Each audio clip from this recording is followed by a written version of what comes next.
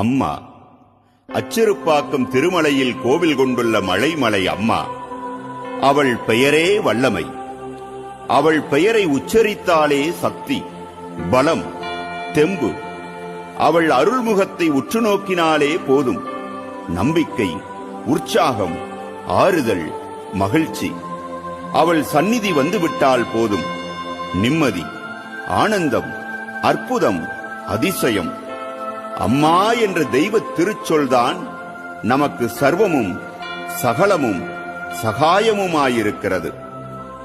ஆம், எனக்கு மிகவும் பிரியமான மலைமலை தாயின் அன்பு பிள்ளைகளே, இத்துணை ஆசீர்வாதங்களுக்கும் சொந்தமான நம் அம்மா மலைமலை தாயே, அம்மா என் அம்மா என்று அழைப்பது எத்துணை ஆசீர்வாதமானது.